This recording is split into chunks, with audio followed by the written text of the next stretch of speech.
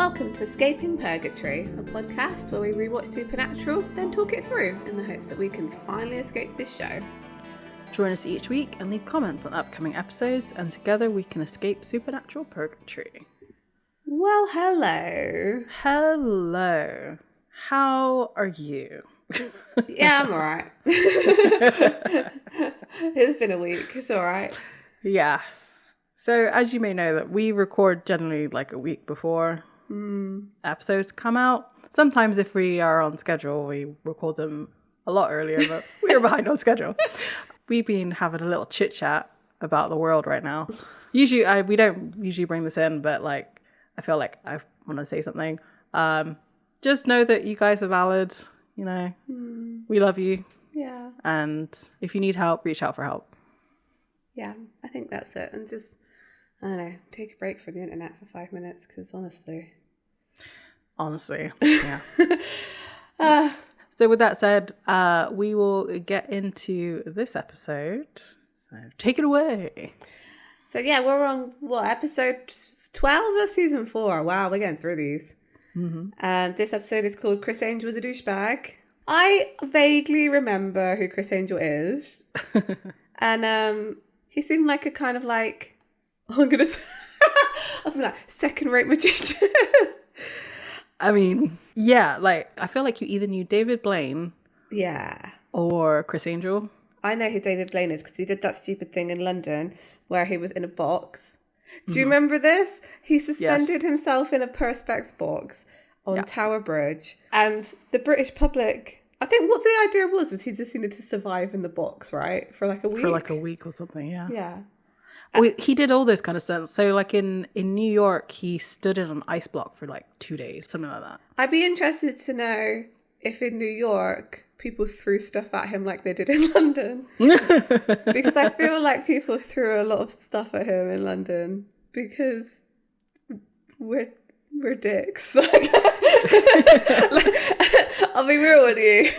We do not entertain stupid Americans doing stupid stunts in our stupid country. Yeah, that's it, actually. It's like, why are you trying to make a spectacle of yourself? You deserve to have tomatoes thrown at you. It goes back to our medieval peasant days.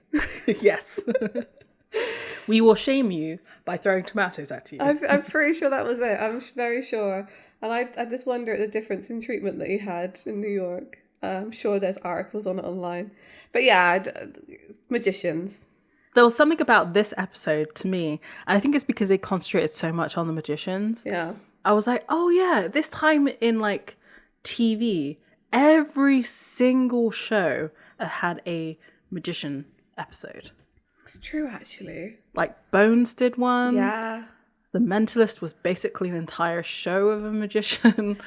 Leverage had one. I couldn't think of any others, but like those 3 shows were ones I was watching at the time. Yeah. And the IT Crowd episode. Oh yes, yes. Like, with the hand guy, like yeah. They're like, the guy you're dating is a magician. She's like, no, he's not. But he does the whole. He looks a bit like Damien. What's his name? Oh no, Daniel Brown. Damon. What's his name? Oh yeah. I don't remember his name, but yes, I know who you mean. What is his name? He's hypnotized me to forget his name. Legit magician. Daniel Brown. That's not it. His name is Darren Brown. Ah, yeah. Yes. And he's good. He's a mentalist. He's not a magician. That's what they call it. Yeah. But yeah.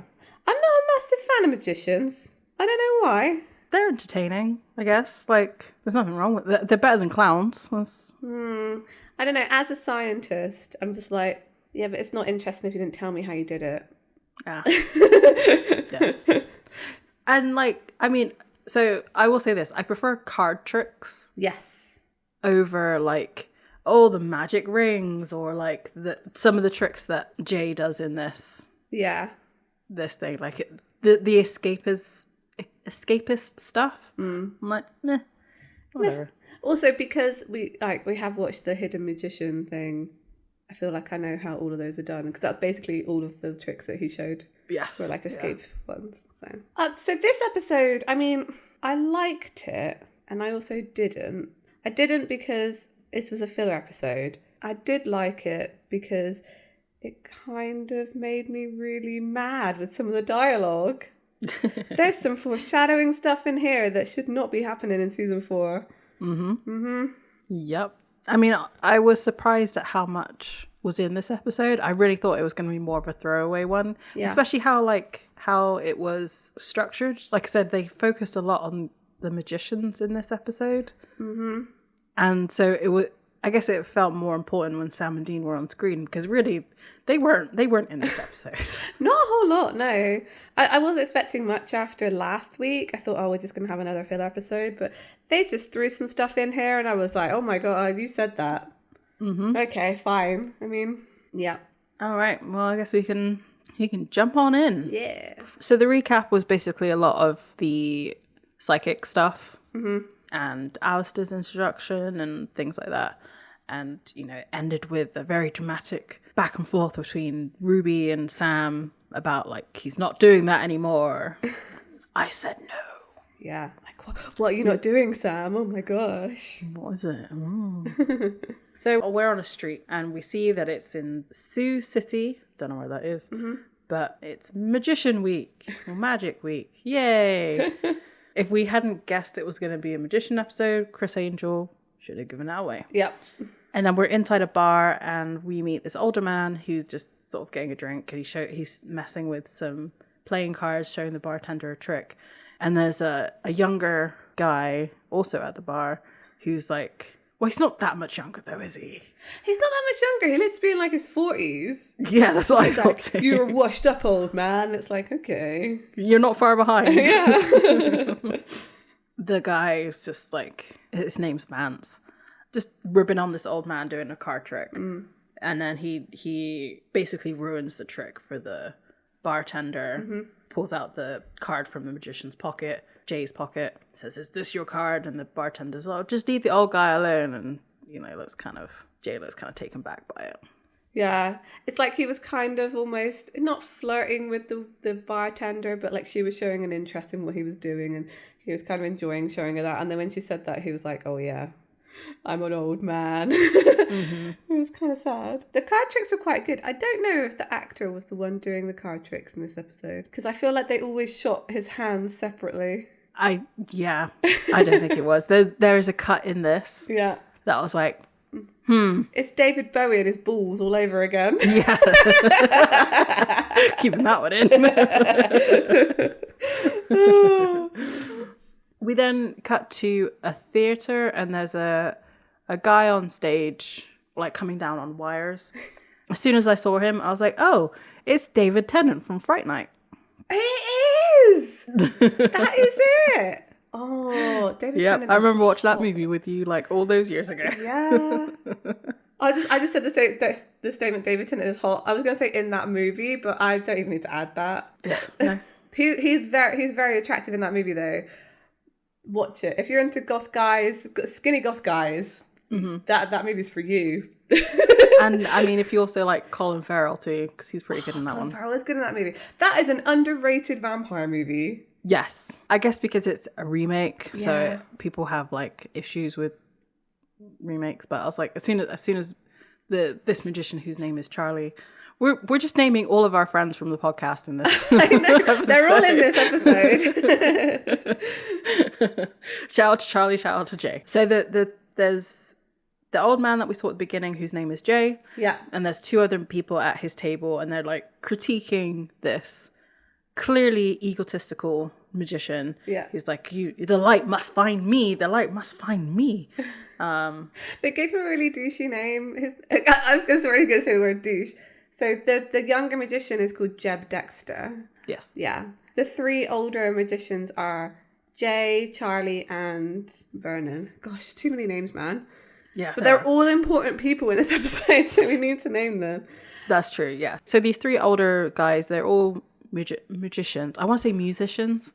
I'm probably going to screw that up, so I apologize. Are basically reminiscing about the old days. Yeah. Like, his redirect is rubbish. Like, we used to be the best. Douchebag is thrown around a lot in this first part of this episode. Yeah. Jay concedes that, yeah, he might be a douchebag, but he's the one who's playing the main stage. Like, he may be an idiot, but he's making the money and we're not. To be fair, he is exactly the epitome of what was popular in 2009. Like, the Jeb guy, this like kind of gothy emo magician.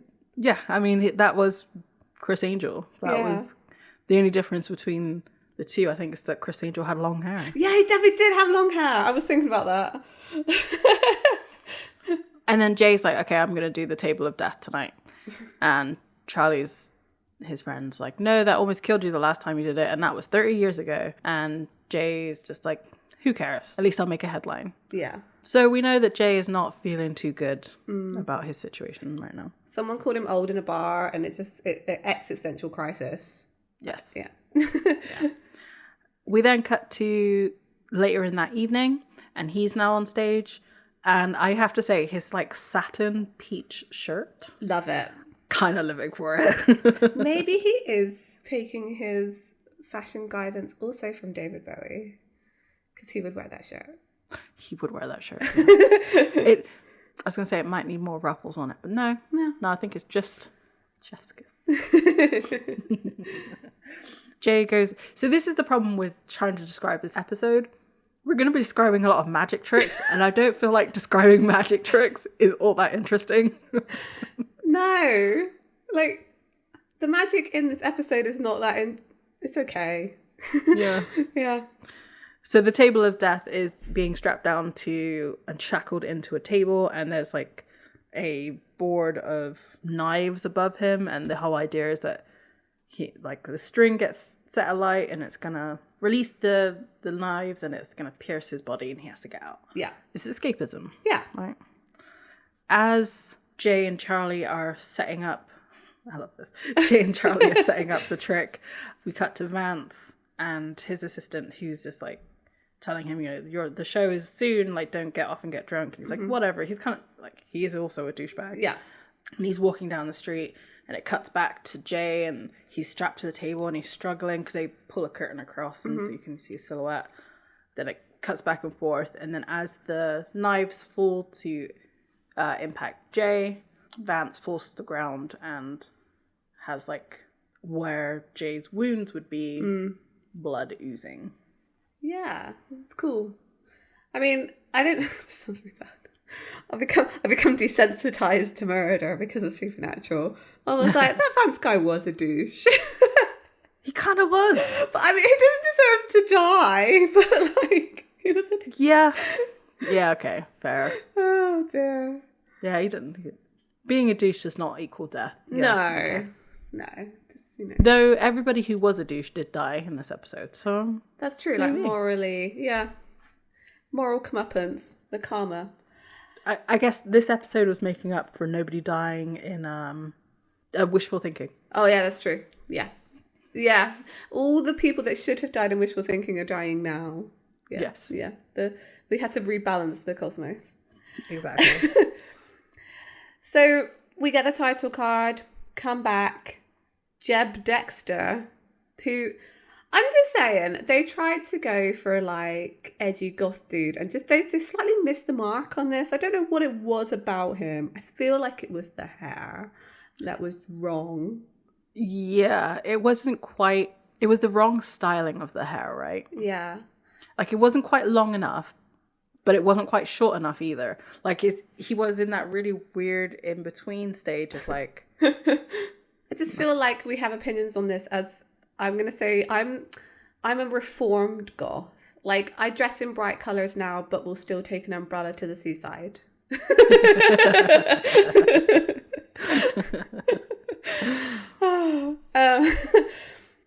So, anyway, this guy is out doing a trick in the street, Criss Angel style. And he's saying that this isn't a trick, it's a demonstration. The line here... This is a demonstration about demons and angels, love and lust. Season 4. Season 4. You said it, dude. You said it. So do you think No, don't go there, Amy. Don't bring Cass into this.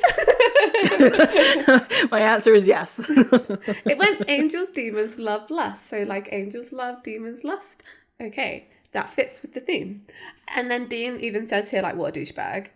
So he's being filmed and he does this card trick. I've actually seen, I think, David Blaine do this card trick on camera where the card that appears is then like thrown into a window and it appears behind the window. They've all done it. Criss Angel's done it. David Blaine's. All of those street magicians have done it. It's a good one, I actually think. It's okay. What's great is like Sam knows who he is. He's like, that's Jeb Dexter. And like he has to explain to Dean that he's famous as a magician. And it comes out here as they watch this guy and then walk away that Dean doesn't like magic because he's like, why would you fake this stuff? Which we already knew about him, that he kind of hates this where you like pretend things are supernatural when they're not. Like, why would you do that? There are actual evil things in the world. But we also find out that like Sam was into magic as a kid, which is not brought up enough because he becomes a witch. This is true. This is very true. Like so he wouldn't survive though in a magician's act because I'm pretty sure like a lot of the magicians are round clowns. So that's probably the reason why he gave it up. That's true. Maybe it was the clown trauma, but there's some perfect character progression there that is never brought up again. That he wanted to be a magician as a child and then is performing actual magic as an adult. Dean definitely should have, like, joke gifted him a top hat and a wand at some point. Yes. Where's his bunny rabbit? Someone give that man a bunny rabbit. Thank you. Not a real one. Give him a stuffed one. No, a real rabbit. I wanted a real rabbit for Sam Winchester to pull out of a hat. But he wouldn't have done it like magician style. He would have had to learn that spell with Rowena to conjure that rabbit. It just, I don't know. It just adds to it. The many layers of Sam Winchester. Because Sam's quite defensive. He's like, it's not all like BS. It takes skill to do that kind of stuff. And so he's like, I wonder how much magic Sam knows. Do you think he can do a card trick? Yes. I think so too. And like generally like pickpocketing people, because they definitely do that. Which you feel like they should. This is why I'm annoyed they were never more wise to Bella, because they do that stuff themselves. Like they should have been wise to that. But this should have been made a bigger deal of. Like Sam should have been really good at sleight of hand, like stealing things from people or like swiping stuff. He does do. I think it tends to be that Dean's kind of pictured as like the light-fingered one, you know. But actually, it should have been Sam. Anyway, they're here about the case because this guy died, 10 stab wounds, but no holes in his shirt. So it was super weird. So they go to Vance's hotel room, who was, I guess, murdered. We'll say murdered. And his assistant is there and she's packing all his magician stuff away. So it's kind of a chance to look at magician stuff. She has like metal rings. There's a bit where she's like pulling out these handkerchiefs and Dean's like, when's the handkerchiefs going to end? Like, look on his face. I'm so sorry. Like she's not bothered by it because he's clearly just like cleaning up. And at some point she does pull out a rabbit and then just like puts it in a bag. Yes. It was all very much like, I'm the real magician here. Like I may be the assistant, but I actually know how to do the tricks. That's totally true, actually. Yeah, this lady was on it. They're asking like the basic questions, like, did Vance have any enemies? And she's like, yes, he was a douche. Because she said that he used to steal from other magicians.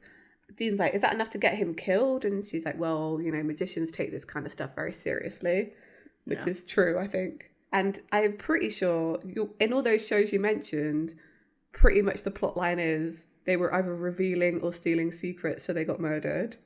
Yeah, I think you're right. Yeah. I think that was the one because Lucifer did a magician episode too. Solar Opposites did one as well. Oh, yeah, that's true. So they ask her, and she said she didn't find anything weird, but she did have one thing that was in Vance's cloak, and she pulls out a tarot card, which was the 10 of Swords. So it actually depicts like a guy being impaled by 10 swords, and it's like, oh, this is a bit on the nose.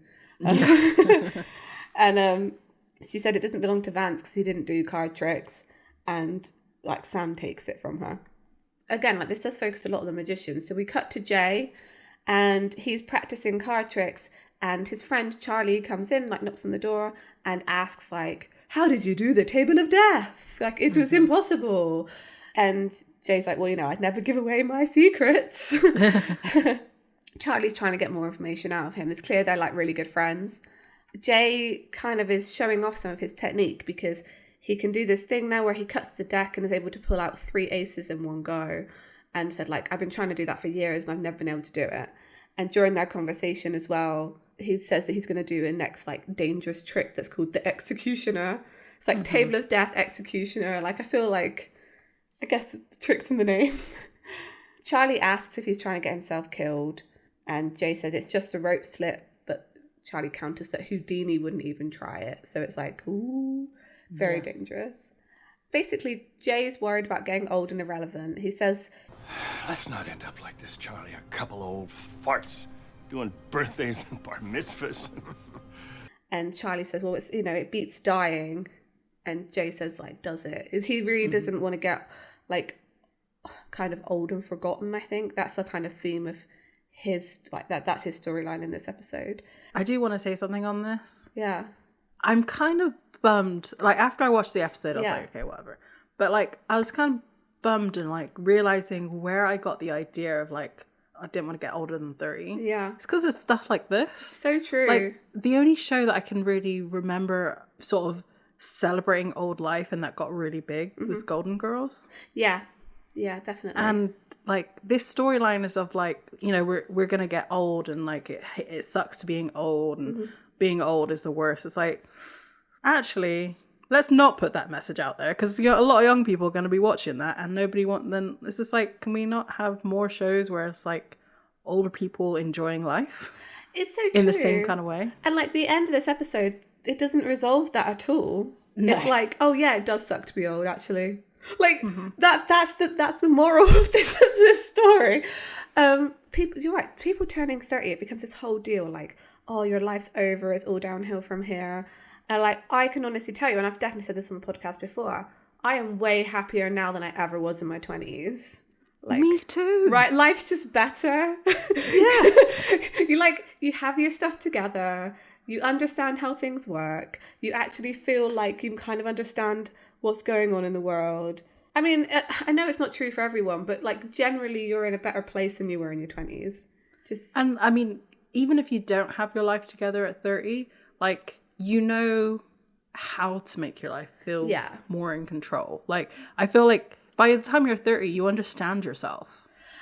Exactly. I know how to make myself happy now. Like, I know that, like, spending time outdoors is a good thing for me, and that, like, having a cup of tea in the afternoon just makes me a better person. Like, just little things like that about yourself, you understand. It just makes your life a little bit happier. Mm-hmm. Yeah. So yeah, Jay's very down on himself because he's getting old, and Charlie says to him, I would do anything for you, you know that. But I will not watch you die. I'll miss that show. Mm-hmm. And I think it was this point that I realised, like, oh, Charlie's in love with Jay. Oh, yeah. I think it was this line. Mm-hmm. Yeah. Yes. And I don't think it's a platonic love. I think this is a romantic love. Oh, yeah. No. This was, we have been lovers for many years. Mm-hmm. Yeah. I mean, it explains a lot. It explains a lot, especially at the end of this episode. It explains a lot. I think the romantic reading, I think you can read this a few ways, because I've seen some people online read it that the 3 friends are just living their polyamorous best life. Mm-hmm. When I watched this episode, I read it as almost like Charlie was in like kind of like unrequited love with Jay, but I like to make things angsty, so. And like, it's clear that Jay and Vernon are having like a bit of a lover's spat right now. Right, yeah. They come across, but that you can also tell that they really care for each other. Mm-hmm. It's a good story. It is. Where's the fanfic, guys? Where is it?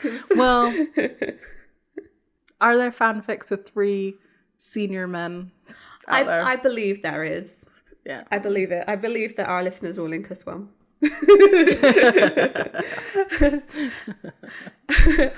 And at the end of this scene, Jay says, "You'll always be there for me," and then check your pocket, and he pulls the Ace of Hearts out of Charlie's pocket, and it's like, oh no, you're right. Actually, this totally is like a two-way street. Where's the unrequited? He has a heart in his pocket. Yeah, this is nice. I like this a lot. So we go back to the theatre, and Jeb Dexter is there. He isn't very happy. He's having to do what he's calling man of the people crap. And well, he says freaking angels in Vegas doing Cirque du Soleil. So they are actually naming Criss Angel. Criss Angel canonically exists in the supernatural universe. Yes. And he's interviewing Jay. He's kind of sat opposite him. As this is happening, Sam and Dean come in their Fed gear and sit with Vernon and Charlie, who are like watching this interview take place. And they introduce themselves as federal agents Ulrich, and I didn't know who the other one. Who's Sam? Or was it just Dean who introduced himself? It was just Dean. It was just Dean. Sam's not here, right? I can't remember if he's there in this scene or not. I think he is. Yes, I think he is in this scene. He is there, yeah. Wow, that's really bad. I'm sorry, Sam. So yeah, they all sit down together and watch this interview once Dean has introduced themselves as FBI agents. And he's, first of all, this Jeb Dexter guy, first of all, gets Jay's name wrong, calls him Jim. While the other magicians are watching this, they're like, what a douchebag. So, again, Dean pulls out the 10 of swords and shows it to Vernon and Charlie and is like, do you guys recognize this? And they're like, oh, no, not really. But Vernon supposedly used tarot cards in his act, but he says that he doesn't anymore. And he like shows he kind of has like shaky hands, so he can't do his card tricks anymore. But like, I feel like he's lying. Yeah. Vernon and Charlie kind of share a look and then say, oh, we definitely know someone who does use tarot cards though. Like he's down on Bleecker Street, and it's like he did have a problem with Vance as well. Like he crossed him a year ago. It cost him loads of money in royalties. And Dean's like, oh yeah. And so they give him the address and say, ask for the chief. And Dean's like, okay, thank you. And leaves. So for some reason, Dean goes alone. I don't know why. So that was one thing I did notice in this episode. Like nobody, like Sam and Dean don't split up. This is the only time they split up in this episode. Yeah. And there's no reason for them to split up. There's zero reason for them to split up in this episode, other than to have this scene. Well, and I guess they wanted to have the scene between Sam and Ruby, so there had to be something. That's true. Yeah, there had to be a separation of them. So Dean walks into this like dark alley and he finds this address. It's behind a neon sign, and he like knocks on the door, and it does the whole thing where it's like a guy looks through the flap and then lets him in. Like it's all very clandestine. And Dean says that he's here to see the chief. And he goes down into this like, it looks like a car park. Yeah. I guess what they did is, well, it could have been a car park, maybe. I don't know. It also looks like a basement level, which they just basically took all the walls out so they could just have this big open space. Yeah. But I'm guessing it's the entrance to a club, because you can kind of hear like faint like boom, boom, boom music. Yeah. The bouncer guy just like leaves Dean there. He just says like, don't touch anything. And then like a door opens and there's like light coming through, and this guy emerges from the light like some kind of like... I was going to say angel. Like the light behind him, or like maybe like he's appearing from the pit. I don't know. Yeah. But he comes up and he has like a large flogger on him. It's called, and he's like dressed all in leather, like with a like typical like leather vest and hat. You know exactly the outfit that I mean. And says to Dean, "You're really going to get it tonight, big boy." And Dean kind of looks around. He's looking kind of nervous, but he's like, "Oh, I think I've been had." This line is so good. Oh, you ain't been had until you've been had by the chief. I wish I had the confidence of this man. Yes. And then, like, when Dean frowns, like, the chief's like, "Oh, before we get started, like, what's your safe word?" And we don't get to find out Dean's safe word, because he just, like, gulps. Yes. What would you think his safe word would be? I mean, I feel like in one of the conventions they said it was Impala, but I feel like that's a bad safe word for Dean. I don't know, something he would never say. Poughkeepsie? Is that his safe word? I don't know if you know the lore behind Poughkeepsie. I can't never say it. It's not now. Later on in the seasons, Sam and Dean have this kind of code word between them where it means like shit's about to go down, which is Poughkeepsie. I'm saying it wrong, but yeah, it is. And maybe it would be that, which would be funny, maybe. Or I don't know. I don't know. What do you think Dean's safe word is, Annabelle? Come on, need an answer. It'd be something stupid like banana, right? Yeah. I don't know what else. It'd be something phallic, right? Yeah, it'd be something phallic. You're right. Yeah, you're right. Why? Why is this in here? Like, I get it. Like, they were trying to do a joke of like, haha, he's being like tricked by these magicians, like by going to this like kink club and like probably a leather gay kink club. It's just like all right, yeah, you know. I mean, again, maybe for 2009, this was ha ha ha ha ha, like but it's just making a gay joke, and it's just like it's not funny, right? I think this is my problem with this because it's like either we are saying that Dean had the time of his life this night and like had a really good time, and these magicians were onto something. He came into that bar. They clocked him immediately and were like, "We're going to send this guy for a good time," right? Yes. Right. Which obviously I don't think it was the writer's intention here. The writer's intentions here was to make a gay joke. It's not funny, haha, in 2022.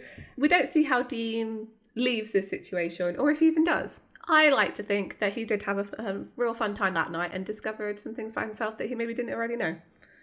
Yeah. Do you know what makes this worse, though? Like, I kind of wish he had a stronger reaction than just swallow. Like, I kind of wish he showed fear, because wouldn't this be triggering for someone who literally was put up on a rack and tortured for 30 years? That's so true. I can't be about to say this sentence. Like, it calls into question what would Dean's like relationship with, say, like kink and like BDSM be after spending 30 years in hell?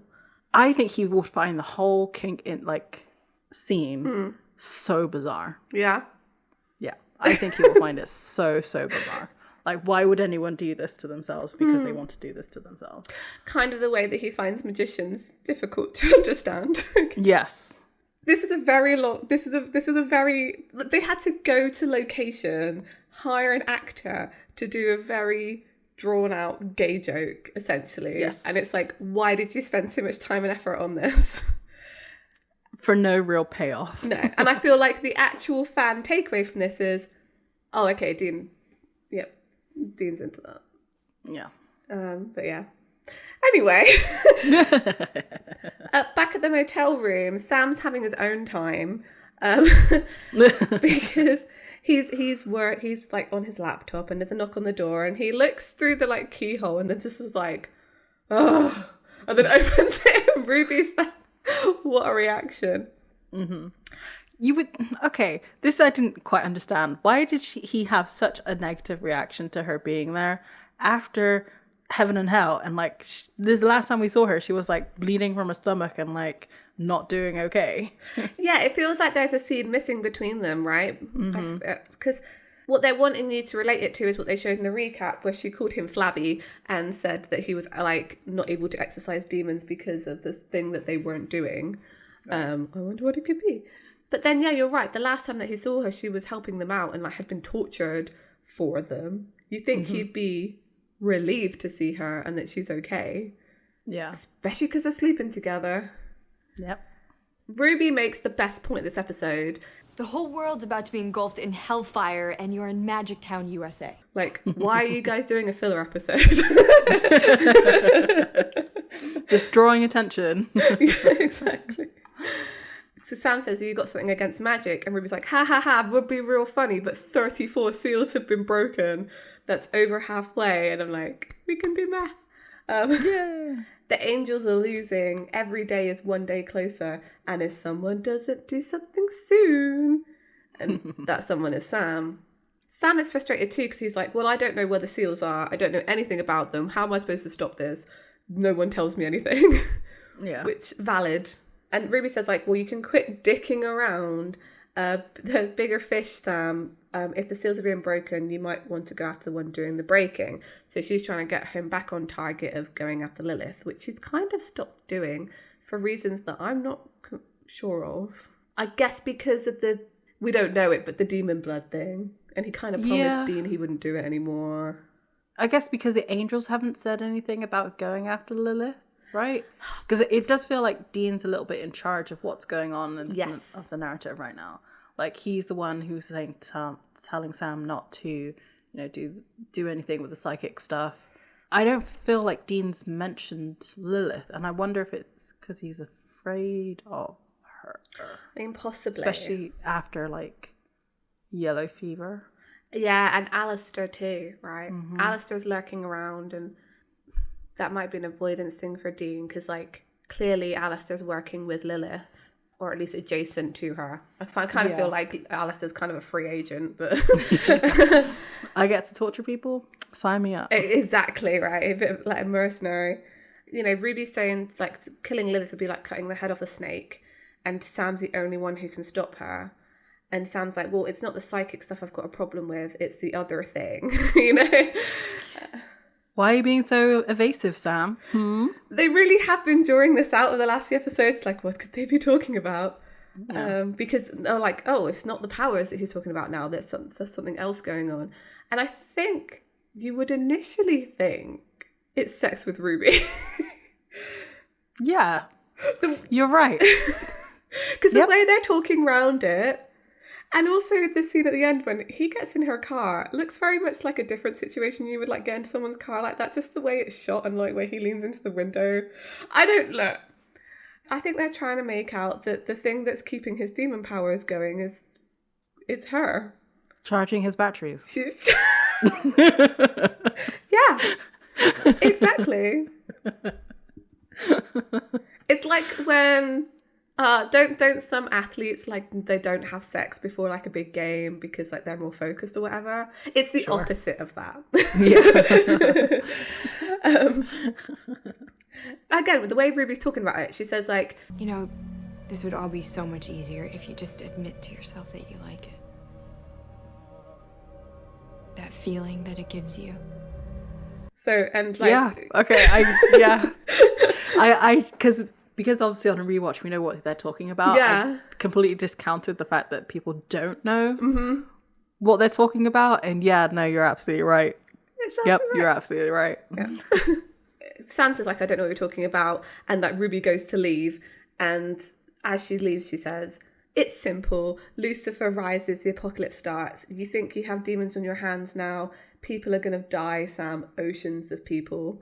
Let me know when you're ready. And then just goes. So this is why I thought they were trying to equate it to there's a very puritanical thing here of you shouldn't be having sex, but I guess it's with demons is tagged onto that, because you would expect Sam's alone in the motel room, they're having this whole thing going on for them to hook up here, but no, they talk about this whole temptation that he's having, and then she leaves. We go back to the theatre, and Sam's there, and Dean walks in behind him, and Dean asks Sam if he found anything interesting, and Sam's like, no, I didn't, did you? And Dean says, nothing I want to talk about or think about ever again. So, yeah. So he might not have done anything. He definitely went to go have a look what was going on. He definitely went in. The curious Dean Winchester definitely went in and was like, I'm going to go check this place out. Maybe after clearing up the whole issue with the chief. Mm-hmm. Because... I don't feel like the chief would be super down with someone being tricked into that situation. And he shouldn't be. He should not be. Exactly. So maybe he was like, okay, fine, I'll show you around the club. And, Dean saw some things. Vernon and Charlie are there, and they're talking about, around the fact that Jay's going to try the executioner. Because it's saying, he says he can do it. Did you even try to talk him out of it? All this kind of thing. And Charlie's like, there was something in his eyes. As Sam and Dean walk up to them, Dean says haha, the chief then. And Charlie says, what's the matter? Chief, not your type? And they both smirk at each other. Yes, I love that. There was no denial in that. Just Nope. again, these men clocked Dean. Yeah, exactly. That's exactly the same point I was going to make. Of like, yeah, they clocked him. 100%. They did. This is a joke shared between queer men. It's like, Dean's like, oh, I could have you both arrested for obstruction of justice. And Vernon's like, why? You're not an FBI agent. and they say, like, we con people for a living. Like, it takes more than a fake badge to get past us. And Dean laughs, but, like, Sam looks really nervous and, like, straightens his tie. Like, he does a whole little, like, nervous jiggle. And Dean decides to go with the fact that they're aspiring magicians. Which is like, why would you choose that lie? Yeah. Like, anyway, just say you're like private investigators or paranormal Journalists. experts. Like, They literally could have just said journalists like every other time. yeah. I feel like the paranormal thing would have been fine with these magician guys. I'm sure they come across like loads of psychics and things in their anyway. And they say they're doing a brother act. I think they meant double act, but like Charlie says, like, well, if you want to learn something as magicians, stick around. And Jay goes onto the stage and says, like, the executioner, and like he's got basically the exact same setup as the table of death, except it has like a rope noose on it. And it cuts immediately to Jeb in his hotel room posing in front of a mirror, and it's like, oh, okay, that's the next victim then. Like, it's pretty obvious. We cut between the trick happening. So basically the trick is that he has like a noose and he's in a straitjacket, and when the timer gets to 0, the trapdoor is going to drop, so he would die. And that all does happen because you can see it in silhouette, except when the curtain's pulled back, like Jay's there like, ta-da! But this is cut with Jeb, who, while checking himself out, there's like a magic rope, which is really poorly CGI'd, that like puts itself around a ceiling fan and then like hangs him. It's very Final Destination. It is. Yeah, it really is. What made me laugh though is that the ceiling fan is going, right? Yeah. But then Jeb is not spinning. Oh yeah. Like the flat, like how does the rope not get tangled up in the fan? I don't know, Annabelle. Physics. Also, how did the light fixture not fall? I'm pretty sure they're not strong enough. Anyway, I don't know. I don't want to think about it too much, but yeah. Yeah, it was. I mean, Jeb's dead. Poor Jeb. Poor Jeb. Yep. He dead. The death transference, as it comes to be known. I quite like the name of that. Death transference.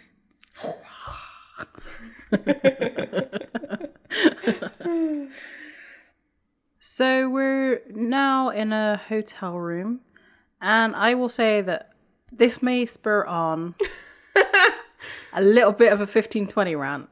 Just a warning. Yeah. Because things are said. And I hate it. Anyway, so Sam's found out that Jay was kind of a big deal in the 70s, which meant he did like a lot of radio and music halls and things like that. I want to go back and look up some like 70s magicians and it's like, what was their like advertising like? Yeah. Because like that must be wild. You know, Dean just asked. What got him stuck in the Where Are They Now file? He got old.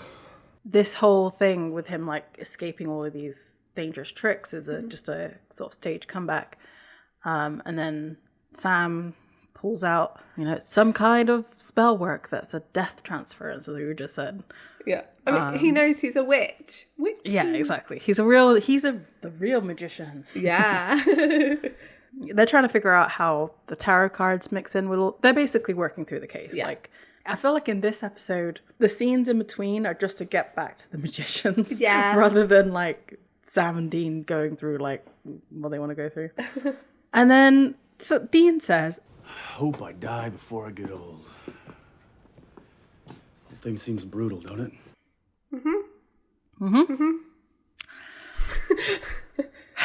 And Sam responds, well, you think we will die before we get old? And I do like this comeback from Dean saying, haven't we both already? Thought that was kind of good. That is actually like spot on. It's like, yeah, you have actually, Dean. Okay, fine. Dean's like, no, we'll die, like, for good. You know, we don't want to end up like Travis or Gordon, which I thought Gordon wasn't that much older than them.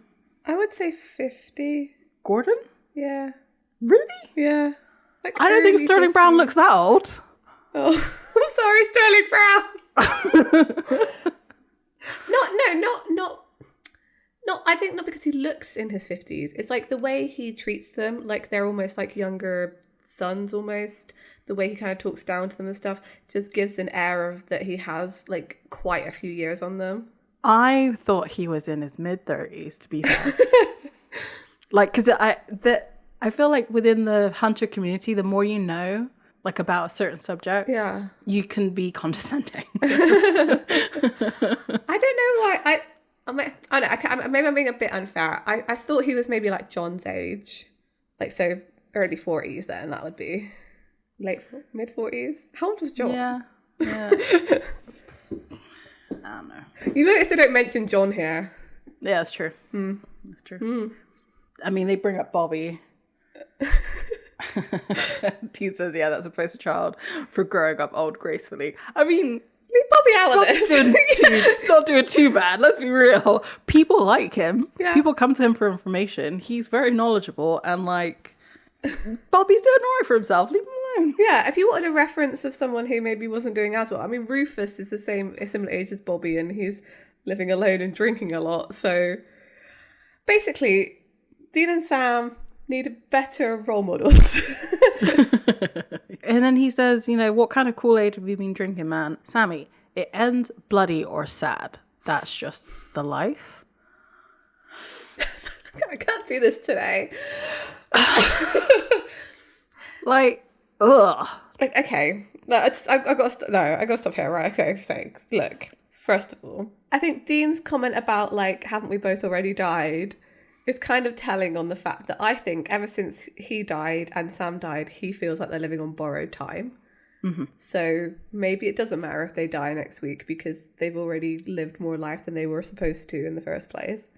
Right. Which, no, Dean, please take better care of yourself. Mm-hmm. Secondly, what is this line? It's going to end bloody or sad. It ended bloody and sad. Yep. Yep. For me, this isn't even the worst part yet. Okay, good. This isn't even the worst part yet. Keep going. I can do it. Okay. So Sam asks, you know, if we could win, you know, if there was a way we could just put an end to it all. Mm-hmm. He says, no, look, I'm just saying, I wish there was a way we could go after the source, that's all. Cut the head off the snake, which is the line that Ruby had used. Mm-hmm. Maybe we'll be different, Dean. This is why I hate this conversation. And this is why the ending was bad. Because time after time after time after time, they've always been different. Yeah. Accepting that. Accepting that. I mean, Sam gets to grow old. There's a few things. Yeah. Because Sam says, like, you know, talking about the fact that he would like to end all the hunting stuff, finally kill the big bad, and they could just get on with their lives and grow old. That's exactly what they do at the end of Supernatural. Like they kill. Well, they don't kill God, but they take God out of the picture. Mm-hmm. They finally cut the head off the snake that was causing everything. Mm-hmm. So why didn't they both get to grow old? Yeah. And why, and like you said, why did it have to end bloody and sad? Yeah. And the whole heaven scene doesn't make up for it. It doesn't make up for it. It doesn't make up for it. It doesn't make up for it because death shouldn't be the only way you get to be happy in this universe. Like, what is that? What is that? What is that, Annabelle? What message? No, I've said it before. Like, it's a bad message to send people that the only way you'll ever get what you want is by dying and going to heaven. Like, what? Absolutely batshit. It should have been different.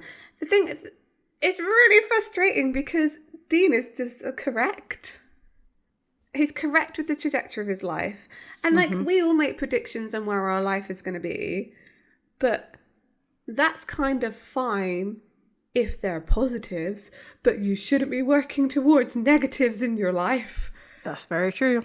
You should be, actively trying to avoid those, I would hope. Yep. And it should be the case in stories as well, that they offer you that kind of hope that you can change your trajectory if you feel like you're moving towards something that is a bad thing.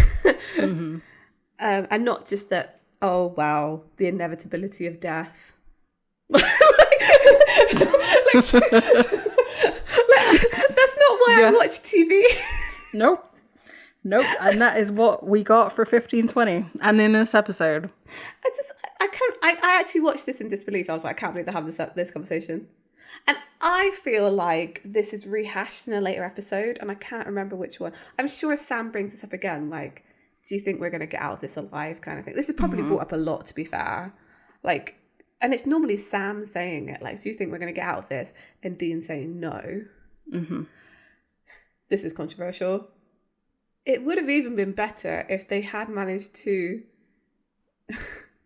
have Dean live without Sam at the end of Supernatural, because it would have bucked both of their expectations. Because Sam here is expecting that if they manage to finally win, that he'll be able to live his life out. And Dean saying, no matter what, I'm going to die young, essentially. What if they had done it the other way around, and Sam had been the one to die young, and Dean had to be the one to carry on? Just throw up a little in my mouth. And how they would have coped with that reversal of expectations in their life. Do you think Sam would have happily sat in heaven for like however long it was until Dean got there? I think he would have been railing on the walls. Yeah, I mean, I do wonder, like, Sam needs a sense of purpose, right? Yeah. Like, I always feel like he's in the way that, John is obsessed with having to get revenge and stuff. Sam always needs to be working towards something. Yeah. And I don't know what he can work towards in heaven, because, like, his relationship with Eileen was still very much intact. Yeah. I believe that 100%. Yes. Yeah. Like, there was nothing. So the whole reason why she wasn't anywhere in the last episode, was because everybody was gone. It wasn't like with Cass where he was ripped out by somebody else. Yeah. So she would have come back after God had returned, like when God returned everybody. Yeah. So he would have lost this relationship, which, I mean, we know so did Dean, but like, I've come to the acceptance-ish that they were never going to address it. So yeah, we just have to, like, unfortunately deal with that. Cope. Cope, Annabelle, cope. But Dean also had, he enjoyed being on the road. Like, that was purpose enough. So it kind of made sense for him just to, like, go drive around and be just like, whatever. I've just realised, I hate this. I just realised why they had to kill off Dean and not Sam. For precisely this reason. This conversation. It's because Dean is in a place where he accepts his death as a foregone conclusion, whereas Sam would have been like, well, it's not fair. Yeah. They never could have killed off Sam for that reason. It wouldn't have made sense. Because they didn't give Dean any purpose. No. His purpose was always to, I don't know, like, it was always to protect Sam.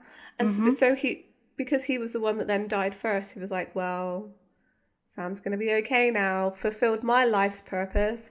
Let's go drink beer with my dad on the porch. I hate everything about the end of the Supernatural. And like, it's not getting better. It's not getting better. The more people, the thing is as well, the more people talk about it, the more mad I get.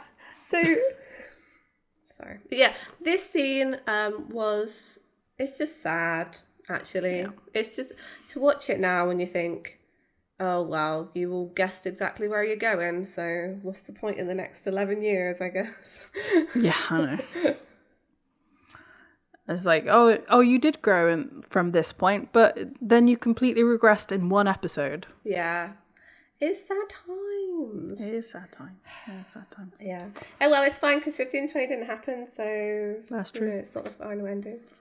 They're going to do that podcast drama that, Exactly. 6 seasons in a movie, except 15 seasons, and I'm going to give them 3 movies. Nice. And a prequel. And a prequel. And a It's gonna last, like- poetry. Sorry. So, yes, Dean compares, cutting the head off the snake as more of like a 1,000-headed snake, and they just keep piling into the Volkswagen. Like clowns. Yeah.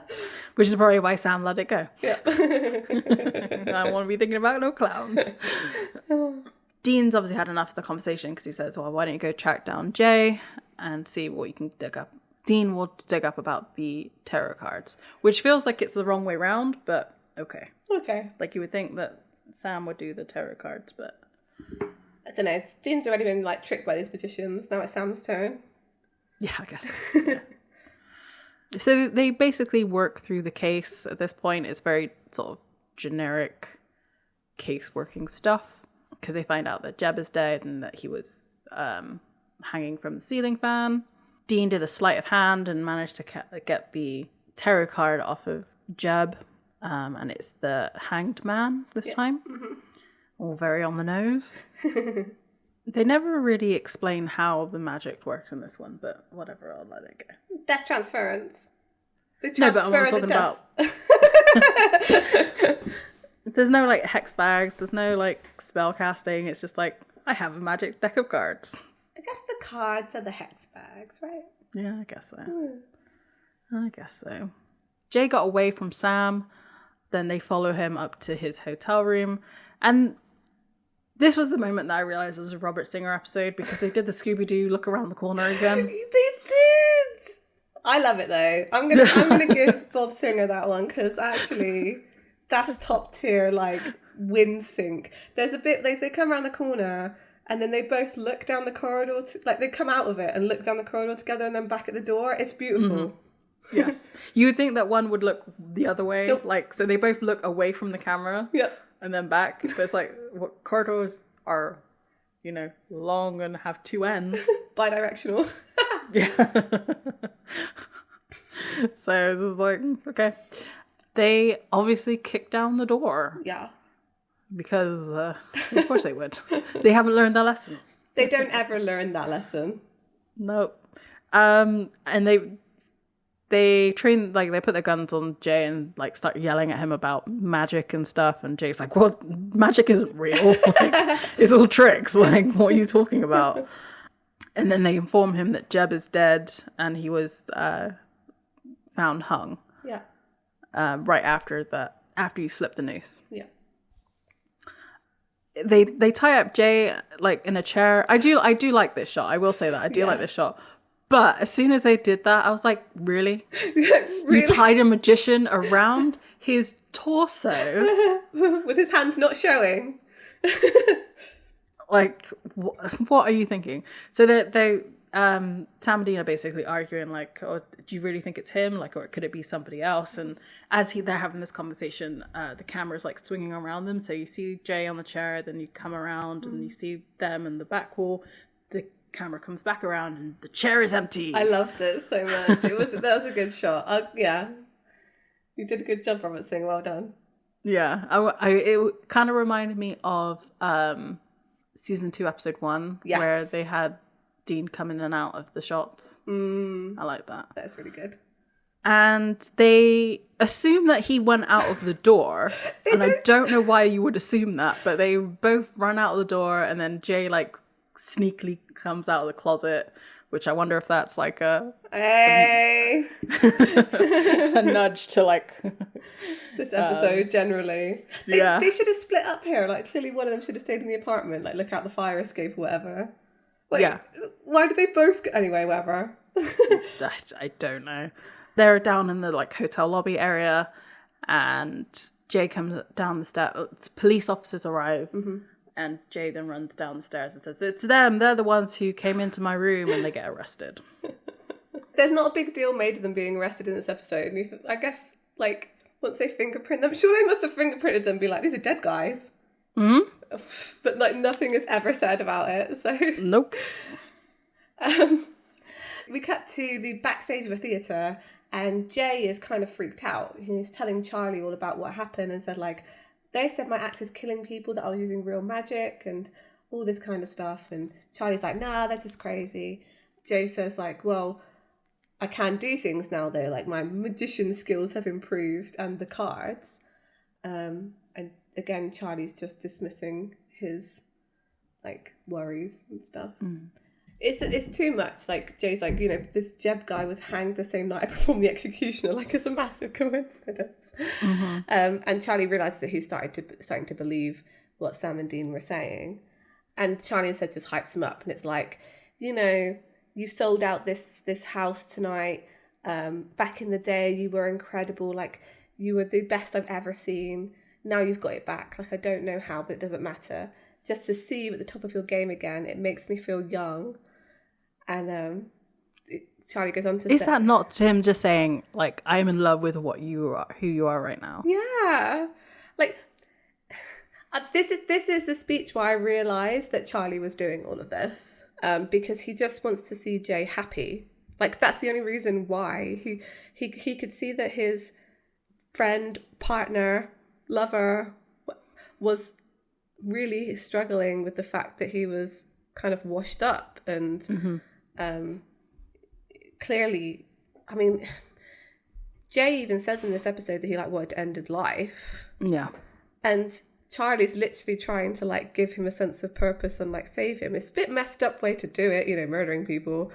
But don't do that. Yeah, don't do that. But at the same time, it comes from a place of like, he just wants to see Jay happy. Which, yeah. Again, he's doing the same trick again. Jay lies on the table. As he comes off the table and does the trick, we hear a woman scream in the background. And as he runs out, Charlie is covered in these stab wounds. Yeah. So it's like, oh, you know, you think, Charlie's to blame for all of this, and then he dies, so it can't possibly be him. Yeah, and it's like that because there was a little bit of an argument between Vernon and Jay, and like the camera sort of pulls into Vernon's face. It's like, oh, it's Vernon. This is a bit of a bait and switch.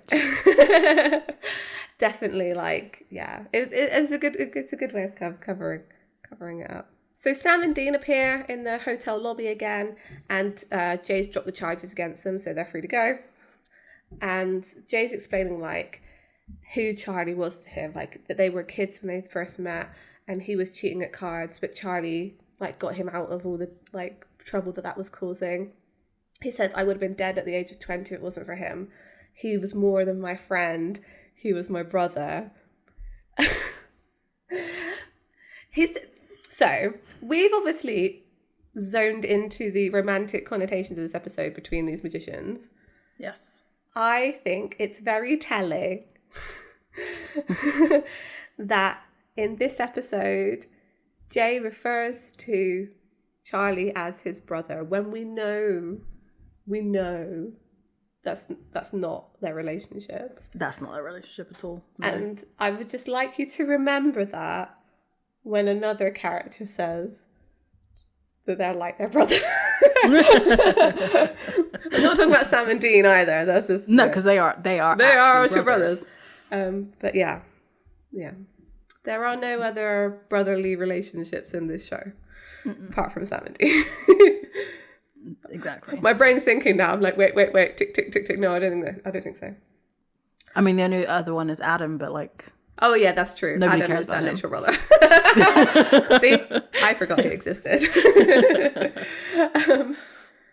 Sam apologises to Jay, like, no, I'm really sorry you basically lost your friend. And Jason's like, I should have listened to you guys when you told me that my show was killing people. And Dean's like, well, it's not your fault.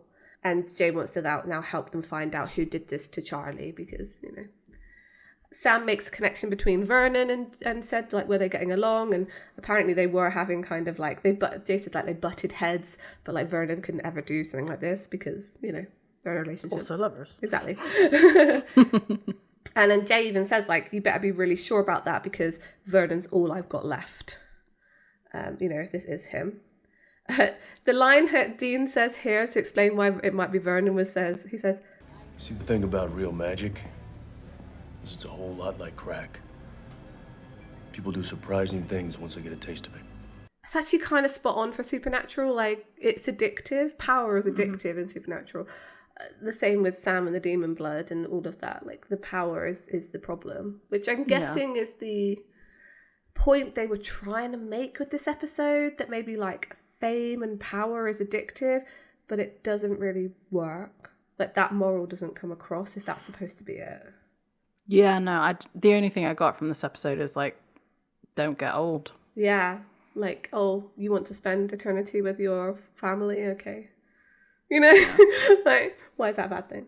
The last part of that, like, sentence, or the next sentence that he says, people do surprising things once they get a taste of it. And the way it cuts to Sam of being like, yes, is he on to me? Like, what, is he talking to me about this? Like, does he know? Mm-hmm. Yeah. That was kind of interesting. It's totally true, actually. Like, this episode maybe then, is it about giving in to power? Like, using it to your own ends, even though it might seem like the right thing to do, it ultimately hurts people? I get that kind of relates to Sam's story, right? Mm-hmm. So I think I'm kind of skipping ahead a little bit, but it's especially true when it comes to like when Jay talks about he did the right thing and his friend and still ended up dying. Yeah. So it's like Sam's been trying to do the right thing and people are still dying. So let me do the wrong thing if people are still going to die. Yeah. Because I feel like Jay makes the wrong decision in this episode. Personally. To do what? Kill at the end of the end where he kills Charlie. I think that's the wrong decision. I mean, yes, Sam and Dean are dying, but like, be immortal. Go be besties. Honestly.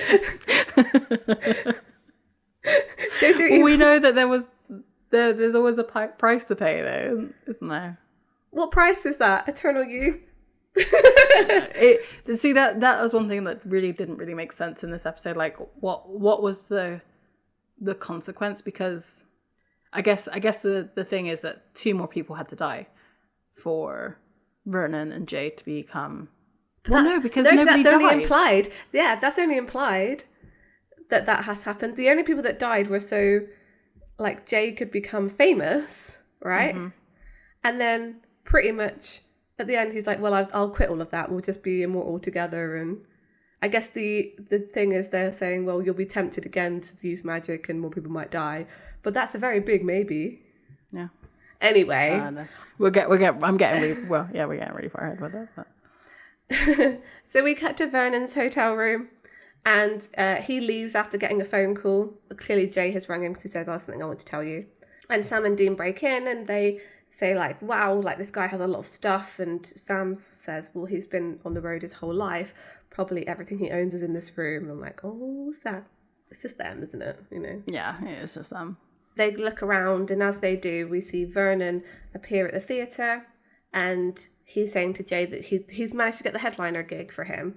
And, you know, Jay doesn't seem very happy about it because all the stuff that's gone down. Mm-hmm. And Jay says, like, a day ago, if you told me I'd be standing on this stage, I can't do it now, Vernon, with Charlie gone. And Vernon's like, well, Charlie would have wanted this for you. Like, this is your shot. It's our shot. Jay's like, well, Charlie doesn't want anything. Basically, Charlie's dead. Yeah. And Vernon does say, like, he was my friend too. Friend. Inverted commas.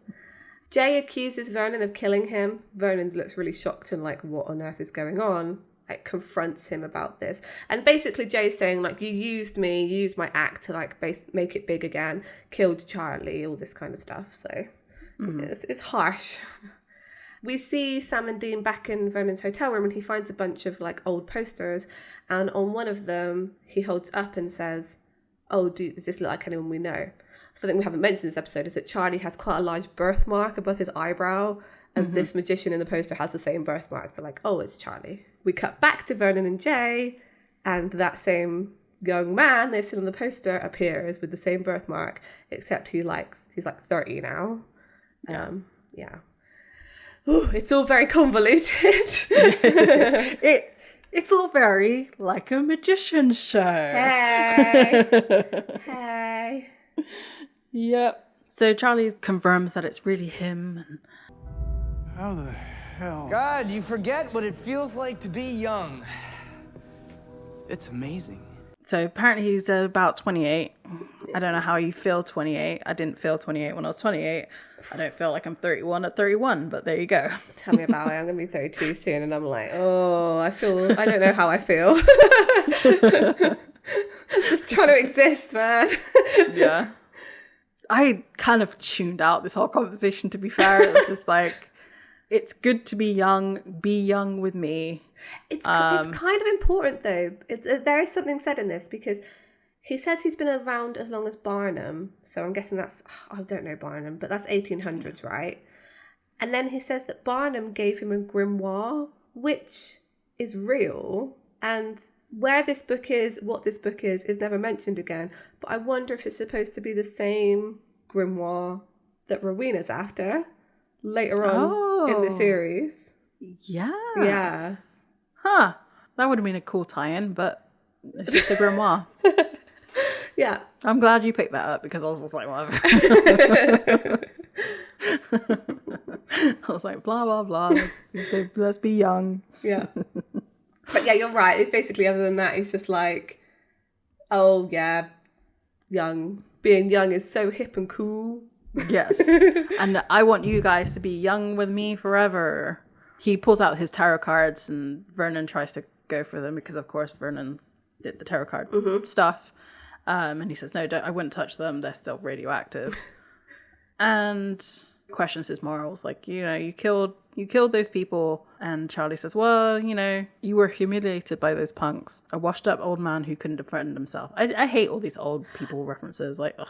I did just realise, though, Charlie did kill 2 people basically for offending his boyfriend.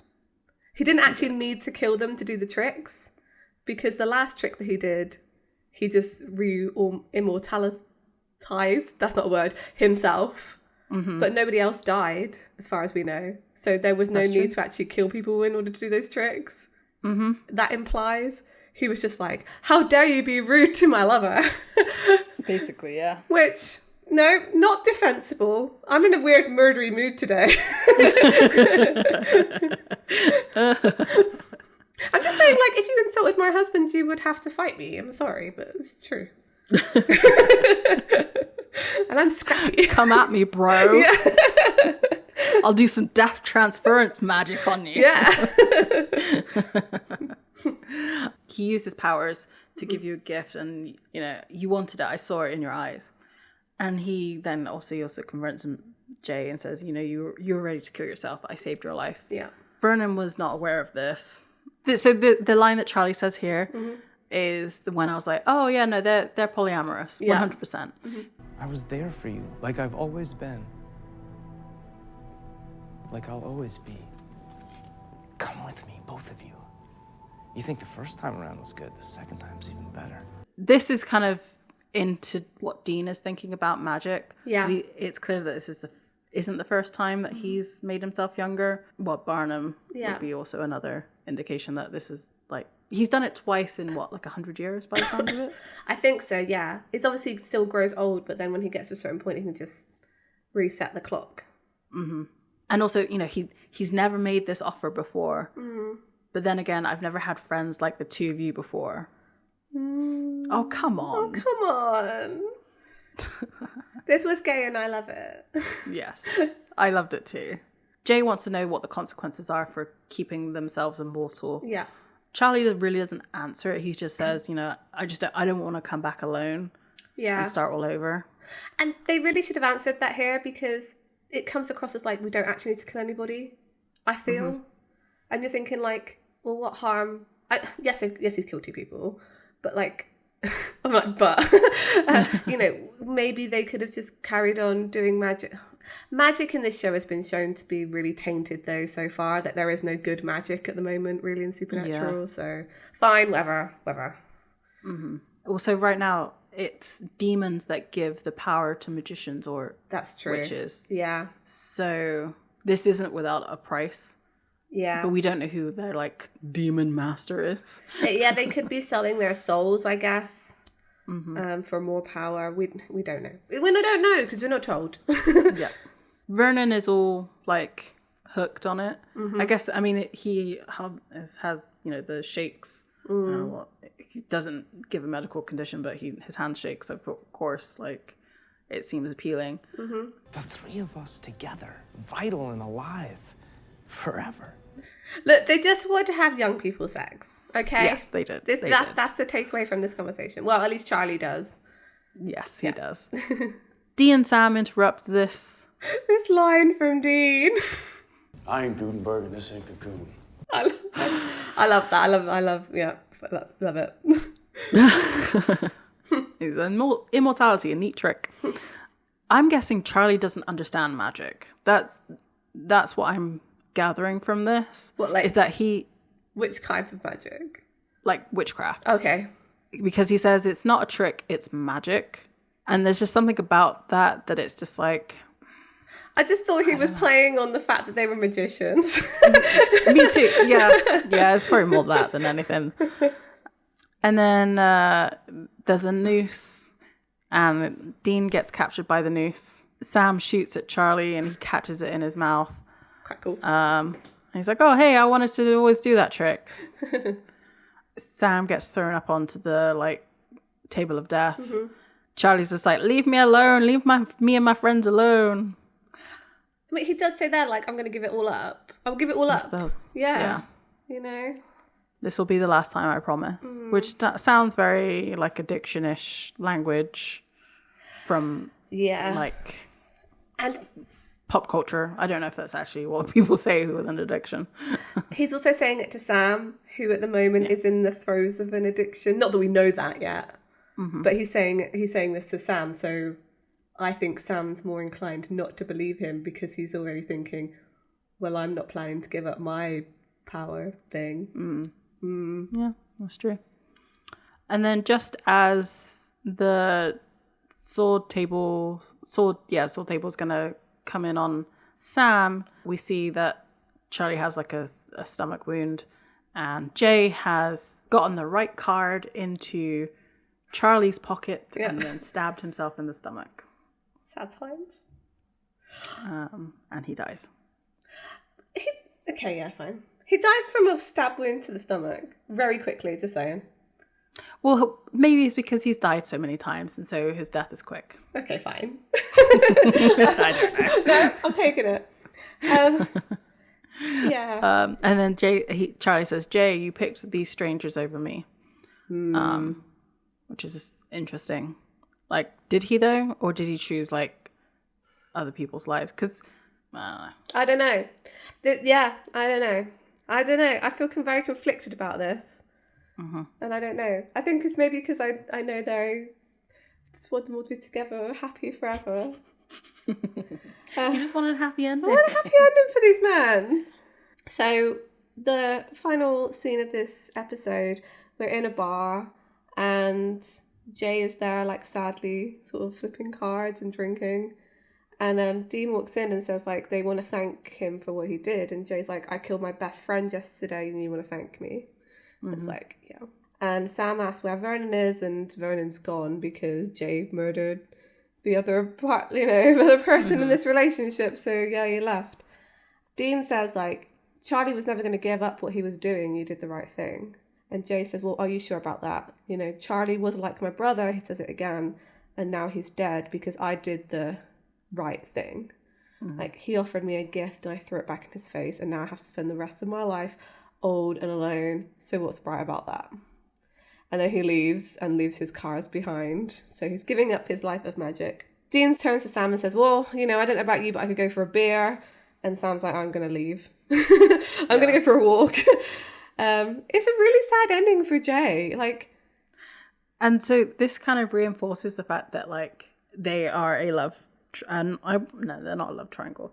They're a polyamorous relationship because he didn't have a life outside of these three men. Yeah, like he didn't have anybody else. I find that hard to believe. Like he didn't have, you know, in traditional sense, a wife and kids. Like no, because he was a gay man in the 70s. Yeah, in love with two other men. Mm-hmm. Yeah, he would definitely not have anybody else. It's really it's I don't know. I just feel like he made the wrong decision.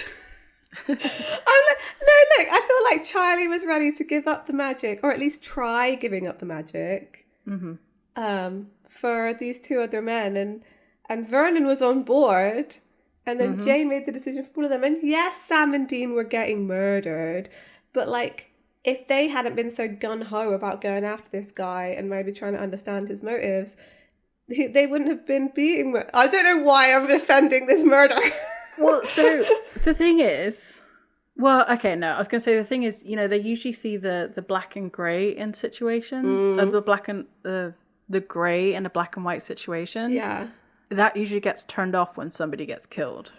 It's true. So I guess they saw that Charlie had used magic to kill two people, and what's to say that, like, the next time that one of them gets insulted, that now that all three have magic, that, you know, Jay's gonna defend Vernon, and Vernon's gonna defend Charlie, and it's true. they leave a trail of bodies behind. Like, it's just it's the idea that power corrupts, and it's right, but I just feel like it's not done very well with this. I don't know. I don't feel like Charlie deserved to die, and I can't really explain why. I get that. I do get that too. Like, he didn't do anything so reprehensible, which is a horrible thing to say because he killed two people. But the two people he killed kind of deserved it. They were kind of douches, and it's not a good enough reason. But like in TV land, I don't know. It's kind of fine. I don't know. I think it's also the contradiction in Supernatural, because we spoke at length in wishful thinking how, like, what's his face got away way too easily in that episode. Like, he should have been eaten by the snake and Tiamat, and, you know, like, there was no comeuppance for what he did.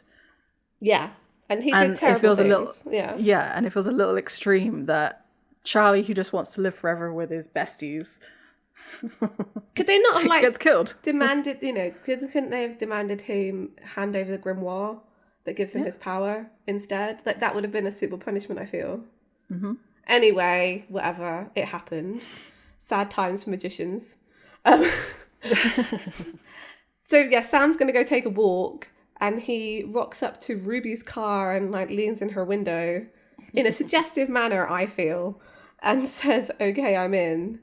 And Ruby asks him what changed his mind, and he says, I don't want to be doing this when I'm an old man. End of episode. End of episode. Sam. He didn't, though, did he? So if he didn't want to be doing this when he was an old man, why'd they go back to hunting after they defeated God? Yeah. Because he had grown from this. And realised that actually saving people was a good enough reason to grow old. You're right.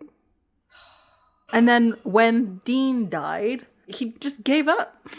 He couldn't save the one person that mattered, so he stopped trying to save people. So he married Blurry wife and had a child. Yeah.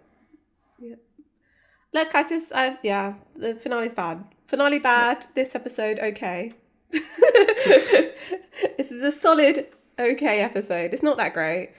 There's way too many magicians. There's like 6. Yeah, not enough Sam and Dean in this episode. You know, that wasn't the part that I was angry at, actually. It was kind of like, I wasn't mad about it not being about them, because we've had... That's true. You know, kind of a stinker of a couple of episodes with them in it. So I was just like, let's have a little bit of a break. It's a good enough story. I think this is a bit I'm struggling with. I don't understand what the, like, moral of the story was. And I'm not saying it has to have one, but I feel like this was just a bad situation for everyone all round, and no one got out of it any better than they went going in. This has happened 2 times in a row now. Yeah. Because the same thing happened in the last week's episode. That's true. That was a bummer, that episode. Yeah. Yeah. I mean, fine. Okay, maybe next week we'll have a happy ending. What's the next episode, Annabelle? The next episode. Good question. I think it's After School Special. Yes, it is. Yes, it is. So we're getting a bit of a joke episode. All right, fair. Okay. We need it? Question mark? Maybe. What's with all these fillers suddenly here? Like, we had Heaven and Hell was a very important episode. And then it's like filler. I feel like after this episode, there's also another filler episode, kind of. Yeah. Yeah, before Sex we and get violence to On the Head of a Pin. Again, we talked about this last week. Because this is a longer episodic episode, like this is definitely an example of like you don't need to watch the rest of what's going on. That's to true. really pick up what's happening in this episode. Yeah, that's true. You could have just watched this episode as a standalone, and it would make sense to you. Yeah, exactly. Yeah, fine. That's the nature of episodic TV. Like, that's just what it is.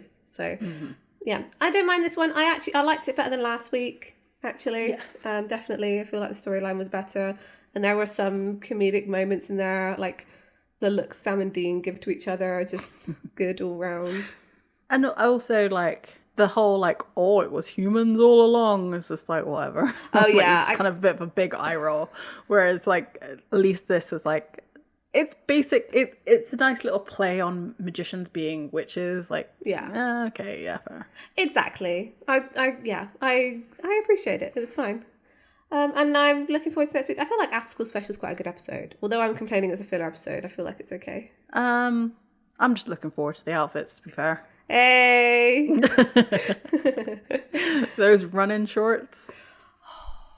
And the headband and the wristbands. We get the next iteration of Dean, younger Dean. Yeah, young Dean, young Sam. Oh yeah. Okay. I am looking forward to this one. Okay, yeah. I'm happily done with this episode. No more magicians for me. Yep. Me too. I'm good until the next time I watch like a TV show and it's a magician episode. Yeah. I'm like, damn. The Lucifer one's pretty good. I would recommend that magician episode. At the end of the episode, I would like to thank our Jay. Yeah, RJ, not magician. I mean, Jay is a magician in his own way. An art magician. An art magician. I don't know if you'll appreciate that, but we mean that lovingly. Yeah, it comes from a good place. For the amazing logo art for our podcast, and you can find that on our Redbubble store if you want to purchase like a bag or a sticker or something. Yeah. Any portion of the profits will go to Jay, and any profits from the Pride version will go to the Trevor Project. For now on, like, it's not just for Pride, but for any sales of it. Yeah.